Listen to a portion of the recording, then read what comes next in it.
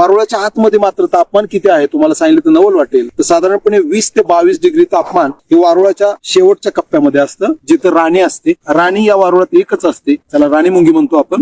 खास करून हे तापमान नियंत्रित करण्यासाठी पहाटेची हवा या वारुळामध्ये भरली जाते आणि दिवसभर ती हवा जशी तापेल थोडी थोडी तशी या चेंबर मधून वर येते. नमस्कार मित्रांनो, आज आपण वारुळाविषयी जाणून घेऊया. खरं तर वारुळ साप समीकरण लहानपणापासून माहिती आहे आपल्याला. आयत्या बिळात नागोबा, मात्र इथलाही साप वारुळ बांधू शकत नाही. ह्या फक्त मुंग्या आणि वाळवीच बांधतात. कीटकांच्या जगात मुंग्या आणि वाळवी फक्त वारुळ बांधू शकतात. वारुळ हे बांधताना जमिनीची खालची मातीच घेतली जाते, ही माती आणली जात नाही. वारुळाची उंची 5 फूट तर जमिनीत 5 फूट खोल असते, लक्षात ठेवा. हे वारुळ बांधत असताना प्रत्येक मुंगी आपल्या तोंडात फॉर्मिक ऍसिड असतं, त्याचा वापर करत करत हे सगळं वारुळ पूर्ण होत होत होत हे वाढत राहतं. पण आपण असा विचार करा की आपण घरी बसलोय, फॅन लावला, आपल्याला उकाडा आपण कमी करू शकतो. इथं मात्र 46 डिग्री तापमान आहे. वारुळाच्या आतमध्ये मात्र तापमान किती आहे तुम्हाला सांगितलं तर नवल वाटेल. तर साधारणपणे 20 ते 22 डिग्री तापमान हे वारुळाच्या शेवटच्या कप्प्यामध्ये असतं, जिथं राणी असते. राणी या वारुळात एकच असते, त्याला राणी मुंगी म्हणतो आपण.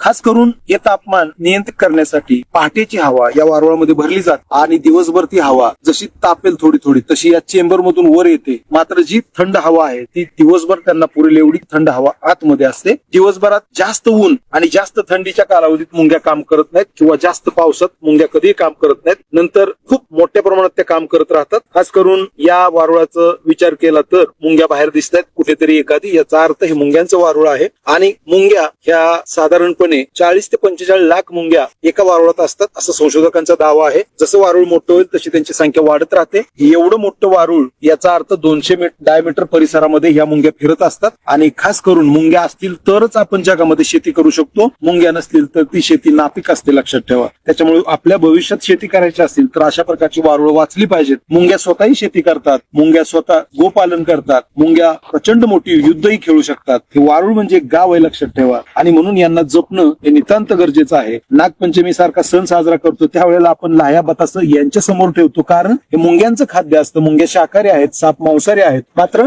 जुन्या लोकांना ही सगळी माहिती होती आणि म्हणून त्यांनी नाग आणि वारुळ यांचं संरक्षण करण्यासाठी अशा अनेक सण आपल्या भारतभर साजरे केले जातात. खास करून ही वारुळ भारतात मोठ्या प्रमाणात पाहायला मिळतात आणि अशी वारुळ वाचवणं काळाची गरज आहे. वाळवी जिवंत झाडाला कधीही त्रास देत नाही. जंगलामध्ये एखादं झाड आजारी पडल्यानंतरच ती वाळवी लागते. जंगलाचे डॉक्टर म्हणून मुंगी आणि वाळवी अत्यंत प्रसिद्ध डॉक्टर कोण असतील तर मुंगी आणि वाळवी आहेत जंगलाची. त्याच्यामुळे आपल्याला हे सगळं वाचवायचंय, जैविकता वाचवायची. एवढ्या उन्हात सुद्धा कोण आहे त्याचा विचार करा. केवढं मोठं मॅनेजमेंट इथं आहे. अमेरिकन अनेक संशोधक याच्यावरती काम करतात, भारतातलेही संशोधक काम करतायत. मात्र काळानुसार आता आपल्याही नवीन पिढीला मुंग्यांपासून ते हत्तींपर्यंत सगळ्या बाबतीत संशोधन नव्याने सुरू करणं नितांत गरजेचं आहे. यांच्याविषयी आदर प्रेम आपल्या मनामध्ये असलं पाहिजे. संशोधन म्हणजे फक्त शोध कार्य नव्हे तर ते वाचवणं सुद्धा नितांत गरजेचं आहे. मुंग्यांची, वाळवींची वारुळ काळानुसार वाचली पाहिजेत तरच आपण वाचणार आहोत आणि म्हणून ही वारुळ वाचवायची. थँक्यू. जगभरात सर्वात महत्वाचं म्हणजे प्रति चौरस किलोमीटर मुंग्या साधारणपणे